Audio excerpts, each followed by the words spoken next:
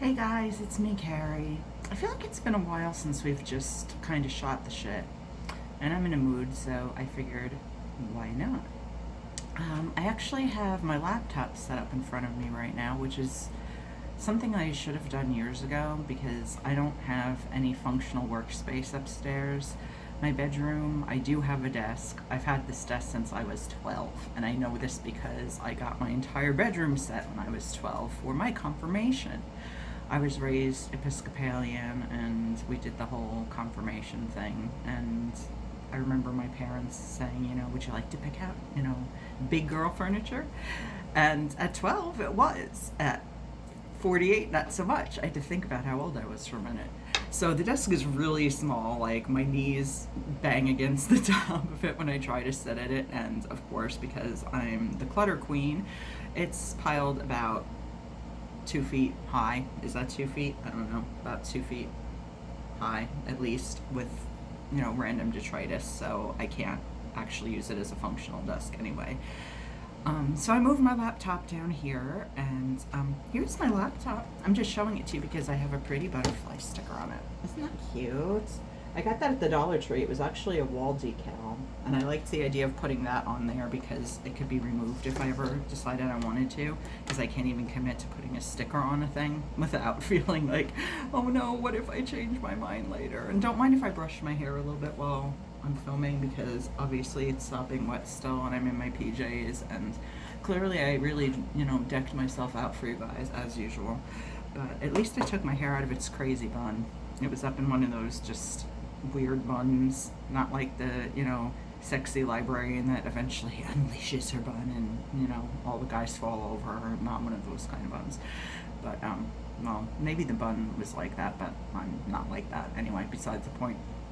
But it's much, much, much cooler downstairs in this house, which is why I'm pretty much doing all of my filming down here in what we call our living room, although technically, like, what we call our den is where we do most of the living. Like, this room is basically just for show at this point. It's so weird. I have been using this room because it's a really good place to film, but it's not where we actually do most of our living. But it is where we have the best air conditioner in our whole fucking house. So it's really nice to be down here when it's like 90 something degrees already, and I think it's like 10:30 in the morning and it's already like 90 something degrees outside, and with the humidity even higher probably. But this is a good workspace. It's really nice now that I have my tripod that my husband got me, and I actually do have a lamp too that he got me as well. I haven't played with this yet or tried to figure out how to work it, but I will eventually, especially if I want to, if I get a wild hair up my ass to film something at night. But it's really comfortable in here. It's the only room in the entire house that's comfortable, because we have, like, old school wall air conditioners. We sure as hell don't have central air, and even the box air conditioners we have are old AF. So this is the coolest room in the house. But I've been working on my book.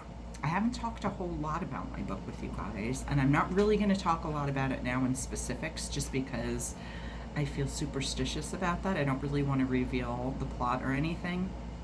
But I started it, the idea for it initially came to me in a dream in February of 2019. I just woke up with this idea of this character, and I knew what her name was going to be, and I had a general idea of who I wanted her to be. But I ended up making so many changes. And I was really adamant about writing for the first couple months. I did it pretty regularly. I mean, not daily, not even weekly, but for me, doing something a couple times a month is pretty regularly. And then COVID came along, and it wasn't necessarily COVID and, quarantine and all that. I really hadn't been writing much before that, but then when that happened, ironically, when I was in the house and had nothing but time to write, I really didn't for a good year. So even though I technically started the book in February of 2019, as far as actual months spent pursuing it, even as little as once a month, I would say I've been working on it for not even a year. But these past couple months, I've been writing a lot, and a lot of that is due to a dear friend who recently came into my life on a different level. We've been friends on Facebook for, I want to say, going on 2 years. I think we became Facebook friends in like November of 2019, if I'm not mistaken. But we only just met in person a little over a month ago, and I'm going to be seeing her again this week, and I'm really excited. But she is the only person that has read the entire book so far. My therapist has heard me read many pieces, but not since COVID, not since we've been doing, sorry, it's like a nervous habit. Not since we started doing phone sessions, which pretty much has been going on now since last March. And I'm actually really preferring that. There's something to be said for seeing a therapist in person and having eye contact and stuff. And Hillary, who is my therapist, has offered me the opportunity to do it via like Zoom, or it's not technically Zoom, but it's something like Zoom that therapists and medical people can use, that you don't have to add an app or whatever. She's like, if you want to do like face to face, we can do that. Let me know if you're ready and when you're ready. And eventually, like she said, insurance is going to probably stop covering, phone sessions or Zoom sessions or whatever. But now with this Delta variant, who knows? And they may cover it indefinitely. And honestly, that's the only like positive factor coming out of all this crazy shit, because I really like being able to be in my pajamas and just talk on the phone and not necessarily have to drive to her office. Although, like I said, there is something to be said for eye contact and being in the same physical space. But I've read her many of the chapters, but not in over a year. My husband's read some. I used to go to a writing group every month, at least, with some girlfriends, which we haven't done now in like, God, 2 years, I think, at least. Probably longer than that. They've heard a couple chapters, and I don't even know if I've read any to my mother. I don't think so. I did send a chapter or two to a couple of other friends, but I never heard back from them, so I don't know if they've even read it or not. But my one friend has been so incredibly supportive of the work. She really is just so encouraging, and she gets back to me within the day that I send it to her, which is like crazy, because like I said, I had sent a couple chapters to a few other friends earlier on in the process, and I never heard anything back from either of them. So I guess they just were not all that interested, or they were too busy or whatever. But so I'm not too concerned about their opinions at this point. But just getting this almost instant feedback within usually no more than an hour of my sending it has really, really lit a fire under my ass and gotten me so in love with this book again. I've always loved it. I feel like my main character, my heroine, is so much who I want to be. There's pieces of me in her, but she's so much better and stronger and more beautiful and more wonderful than I could ever be. I may have book smarts over her, but as far as life smarts, she's way, way brighter than I am. And she's just, I don't know, she's a lot of who I wish I could be. And I just love her, and I love telling her story. I feel like I don't want to say like it's coming from outside of myself, because obviously the ideas are all mine, but I feel like sometimes almost like there's an outside force that's like guiding me in the right directions and renews my spark when I need it. And that's been so, so, so helpful. And I literally just about 20 minutes ago finished my 23rd chapter. So that's pretty exciting. I've never written anything of this length in my life, certainly not with the intent of ever, having it published, which I absolutely intend to have this published. Like, when it's done, I am gonna submit the hell out of this to agents, and I don't want to go the self-publishing route. I have no snobbery about that. I don't begrudge people who do that. I just really would like this to go through an agent to an actual publishing house, and not have to basically make the investment myself to get it done. I know a little bit through doing a session with an actual literary agent that was so generously gifted to me by my dear friend Amy Ferris. And speaking with Laura Mazer, who was the agent that ran the group for 5 weeks, I just learned so much valuable information about the whole process of getting published. Like, I legitimately, all I knew, I took a basic publishing class, I think sophomore year in college, which was a really long time ago. Almost, God, 30 years, 29 years ago. That's fucking crazy. But all I remember was you can never just cold submit a manuscript anywhere, anytime. It's just going to end up in the slush pile. No one's going to read it. It's going to get tossed. If anyone does read it, it's going to take forever. The odds that they're ever going to do anything with it are slim to none. There's a procedure. There's a whole process behind getting published. And I didn't realize that I am in charge of finding the agent and getting someone that wants to represent me in that regard, but then really it's their job to find the publisher, and I never knew that. I learned so much. So like I said, I'm infinitely grateful to both Amy and Laura.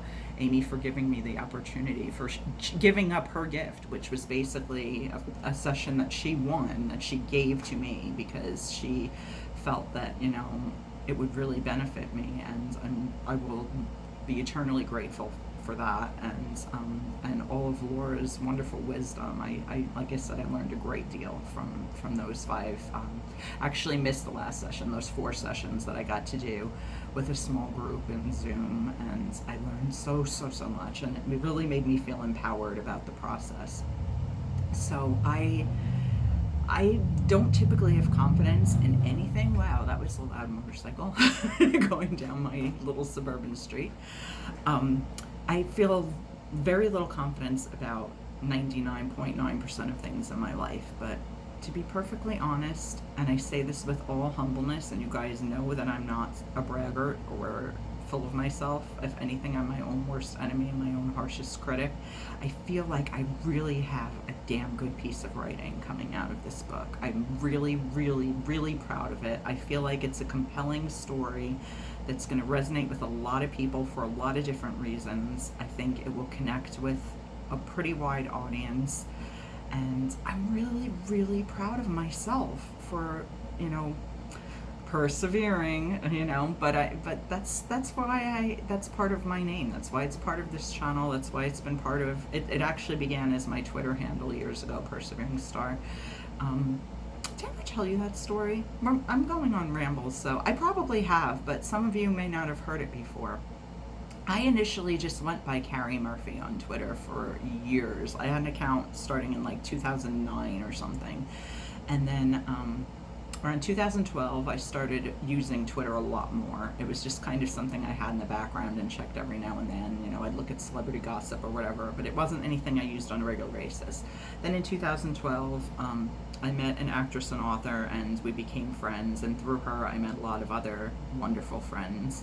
And we have since had a falling out. I'm not really sure what went wrong there, but she kind of just dropped out of my life and stopped talking to me, so I went ahead and wrote a long diatribe explaining how hurt I was and all of my, sad feels, and then I promptly blocked her email because I was so afraid that she would respond in a way that was harsh, and I was terrified of that. So I didn't handle myself the best way that I could have, but ultimately that friendship ended, and maybe it wasn't meant to be a lifetime friendship. I don't know. But regardless, her book was really influential in my life, and I do definitely want to read it again someday, but the wounds still feel too fresh, even though it's been a couple of years. So ultimately, I ended up shortly after our falling out, which I guess is the best way I can term it, because there was no issue. That it just was strange. Like, she just kind of stopped talking to me, and I didn't know why. I was really hurt by that. But I deactivated my Twitter account. I had done that many times before, because a little Twitter trick, you may not know this, but if you deactivate your account, if you want to just take a break and not be tempted to look at it, you can deactivate your account as long as you reactivate within 30 days. You don't lose your handle, you don't lose any of your past tweets, your history is still all there. And I've done that many times in the past. I would just take a 28 or 29 day break, and then I would reactivate. And sometimes I would reactivate just for a matter of moments, and then deactivate again because it would restart the clock on the 30-day thing. But at the end of 2012, beginning of 2013, no, I'm sorry, that was when we became friends. So this was more like 2017 or 18, maybe 2019 even, I don't remember. But we were friends for about 4 or 5 years at least. So yeah, it was later. But eventually, after that happened, I was like, okay, I don't want to be on Twitter anymore. The group that I'd met through her, primarily, we kind of just all stopped keeping in touch on the regular. I am still friends with some of those people that I met through her, and that's amazing. Most of them, we have gone our separate ways. No bad blood, no negative feelings, just, different interests. Life takes you in different directions. I have nothing but love for all of them. But I deactivated my account for about 2 years. And then, to my great surprise, I decided to reactivate earlier this year, and PerseveringStar, the handle PerseveringStar, was still available, which made me really happy because I figured someone else would have taken it by then. And PerseveringStar, which is the point of this story, was I wanted a handle that wasn't just my name. Because first of all, somebody already had taken Carrie Murphy, and they don't even use the account. Like, I know, or at least back then they didn't. And I had gone by Carrie_Murphy, but I'm like, no, I want something unique. So initially my thought was Persevering Lily with 2 L's.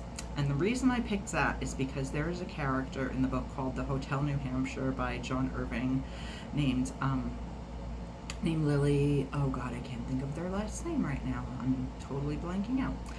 But Lily Berry. And Lily Berry was, technically, I guess she was a little person. She just stopped growing at a certain point in her life, and she was very tiny, and she felt very self-conscious about that. And she just didn't grow. And ultimately in the book, I'm not spoiling anything because the book came out in like the 80s, I think, but she wrote a book, I think her book was called Learning to Grow, and one of the catchphrases that resonated throughout the book, it's one of my favorite quotes to this day, is keep passing the open windows. And basically how I interpreted that was, when you pass an open window, don't jump out of it. Like, don't give up, don't kill yourself, keep going, keep fighting, keep persevering. And I loved the character of Lily, who ultimately did commit suicide, which is really sad. But so I was Persevering Lily, and I'm like, okay, well, that's going to be my Twitter handle. And as it so happens, because Lily Berry is spelled with 2 L's, or 3 L's technically, Lily, it was 1 character too many. So I'm like, fuck, I can't do that. So I said, okay, I need a shorter word to follow persevering. And years ago, all right, all my life pretty much, since I've known of their existence, which is pretty early on because I used to visit my grandfather in Florida quite a bit, I've loved manatees. They are my favorite animals in the whole wide world. And there is actually an organization called Save the Manatee Club. I think it's savethemanatee.org is the website.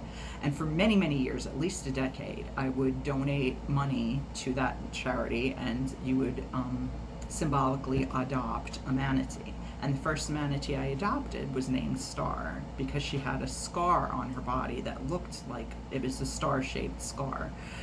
So I thought, okay, well, I love manatees, and ultimately it was really, really tragic. Within my year of adopting her, she actually passed away. So they said, it is with deep regret we need to inform you, all the adoptive parents of Star, that she has since passed away.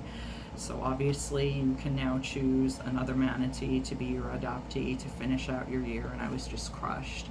And I've always loved stars, and I thought, okay, Persevering Star, in tribute to that beautiful, peaceful creature, because, manatees have no known enemies other than fucking man, because humans are awful. But there are no predators that go after them, like literally when they are injured or killed, it's because of, unsafe boating and humans, encroaching on their natural territory. So I thought, what would be a better handle to use than Persevering Star? And since then, that's what I've been on all my social media. But yeah, so it has nothing to do with me like thinking I'm a star or something, or even aspiring to that. It's really just the name of a manatee, and because I like stars. But anyway, so I don't know what got me on the subject of my Twitter handle, but I'm really proud of myself that I've gotten so much of this book written. I don't want it to end, honestly. I'm really enjoying the process. And I was kind of thinking I was running out of story. Like, we hit the climax, and how much farther can I go? But then my amazing friend, Terry, just said, you know what? There's so much more story to tell. Like, there's so many different directions you can take this. And she gave me some really great suggestions. And I thought, well, shit. Yeah, there's a lot more story to tell. It doesn't, just because you hit the climax of the book doesn't mean it has to be the end, or near the end even. And I mean, this is something that could potentially be spun off into other books, because there are certain sections that I get more in depth with than others. I mean, I could literally write a whole nother book just about one, like expanding on basically what's one chapter essentially of the book right now. And I know this is all like vagaries because I'm not giving anything away, so I know it's probably not making much sense, but I'm really in love with my book. I'm not a mother. I mean, I have cats, but I don't have children. I'm not going to be able to leave that sort of a legacy behind. I feel like this book, this character, this girl who I gave birth to in a different way is going to be my legacy, and I'm so proud of that. And it makes me feel really confident, and I don't feel that very often at all. It's really an unusual feeling for me. So I'm just over the moon with how things are progressing, and I'm really trying to write at least a chapter a week, if not a chapter a day. Like, I literally wrote chapter 23, like I said, a little bit before I started filming this. And the chapters may evolve and be broken and redistributed. Like, parts of one chapter may actually be thrown into a different chapter. And right now it's just really, really basic, and it's a total first draft. I do basic proofreading. Sometimes I don't even bother. Sometimes I just, like, the minute I finish it, I email it to my friend Terry. I'm like, okay, here's chapter 23. It may have typos, it may have grammar errors, I may use wrong names, because that's funny. It's like, it's not something I ever really thought about, but you got to be really careful with names, because I tend to repeat names sometimes. Like, I guess my husband's vacuuming upstairs. I hope you guys don't mind that noise in the background. I hope it's not too loud. But like, I would name a character and make it somebody's brother, and then like 6 chapters later I'd make it be someone that somebody meets at a bar, and I'd be like, oh shit, I can't use that name, I used it already. So continuity is important. I'm learning a lot of lessons through writing this book. I'm primarily a poet, and I've never been published, because where the fuck can you get published as a poet these days? I just post my own shit for free on social media. Because that is another thing that Laura, the agent, advised me. She handles pretty much nonfiction, and I think she also does memoirs. I can't remember for sure. She doesn't do fiction or represent fictional writers, but I remember her saying pretty much you're not going to sell a poetry book. The only poetry books that get published by actual presses are by people who are already well established as poets. So I wouldn't hold my breath on that. That may be something that you can consider self-publishing, or something that she introduced to me, a concept I'd never heard of, called hybrid publishing, or hybrid press, which is basically a combination of self-publishing where you make an initial investment financially in your book, but you're also paying for the services of professionals to assist you on the path, so you're not doing everything all on your own, which is a neat concept to me. I have to do a little more research into that, because if I do ever publish poetry, it'll either be self-published or hybrid published. I accept the fact that even as much as I love poetry, I don't go out and buy poetry books. The best I'll do is go, borrow one from the library. Unless you're, like I said, unless you're a famous person. Unless you're Jewel, whose music I really love. Her poetry book, not so much. But, she's Jewel, so she got it published. You're not really going to get a published poetry anthology these days. Would you call it a published? I don't know. Would you call it a poetry anthology? That's probably not even the right term. That's more for disconnected stories or related stories, but that's beside the point. But I may at some point try to do something as far as self-publishing or hybrid press publishing my poetry. But this book, I'm going like the legit. I want an agent, I want a publisher, I want houses to be fighting over it, you know, which would be ideal. And I'm bound and determined to make that happen. So I'm actually feeling really good today. I took my shower. Obviously, I put my PJs back on after I was done, but I came down here. I wrote my chapter. I'm enjoying some iced coffee that I made myself. I'm enjoying the air conditioning. Like I said, in the only room in the house that has decent air. And I figured, well, while I'm here, I might as well shoot the shit with you guys. I miss just talking to you. You know, I don't do enough of that. And I hope that you guys enjoy these videos. It's interesting when I pay attention to the number of views my videos get, and it's really, it hasn't changed much over the 4-ish years I've been running this channel. People like hauls, people like makeup, they like lip balm, they like reviews, they like collections. Not so much do I get views for when I'm reading books or when I'm just shooting the shit or when I'm singing, and that's okay, because honestly, this channel, I've said from day one, is as much for me as it is for you guys, and I don't mean that to sound selfish, but this was always intended as a challenge for myself to overcome my fear of being on camera, which I wasn't for the first at least 6 months of the channel. I never appeared on film. I always shot away. To feel more comfortable talking to people and opening myself up to people verbally as opposed to just always in the written word.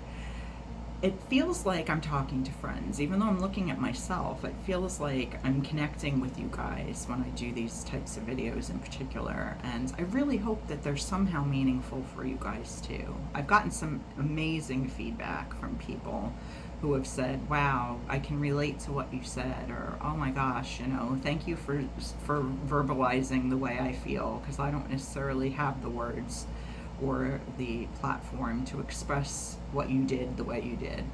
And no, this channel hasn't grown much in a really long time, but that's okay, because I feel like the people that are still here, at least I'd like to think, I have a good core group of subscribers who actually give a shit when I post new stuff. And I know some people probably clicked subscribe and watched a video and never watch again. And it's nice that they didn't bother to unsubscribe, because I frankly don't do that unless I have a specific reason to, you know. But it feels good to know that even a handful of you guys watch my videos on a regular basis and interact with me in comments, and I've made some really great friends through doing this channel, fellow YouTubers and subscribers alike, and that's been such a gift. But I hate when I say I tend to do that a lot. I don't like using filler words. I was an English major. That's not cool. I shouldn't do that. And even 4 years plus in, I still tend to do it more often than I'd like. But I really just wanted to catch up with you guys, share what I'm going through right now, that I'm feeling good today. And this isn't just about, you know, when I'm struggling. I like to let you know when I'm not struggling. And today, so far, knock wood, I'm not. I'm feeling pretty okay. And I hope you are too. So anyway, I love you guys. I really appreciate your loyalty and your support and your friendship and your feedback and all of those good things. They really, really do touch me in my heart place, and they mean a whole lot to me. So thank you for watching. I may read some more Dicey Song later. I may not. I'll have to see if the mood strikes. But in the meantime, I hope this video was enjoyable for you. Please always, as always, leave comments down below if you wish. Like the video if you want to. No big whoop if you don't. It's cool too. Hit subscribe if you haven't already and you're interested in learning more about the channel. Be sure to check out my playlists, because I do film quite a vast variety of videos, and not all of them may appeal to everybody, but if you find the right playlist, you may find a lot of videos that you'll enjoy or relate to. And I'm going to shut up. Thank you so much for watching. Have a great rest of your day, and I'll be back soon with more stuff. Bye.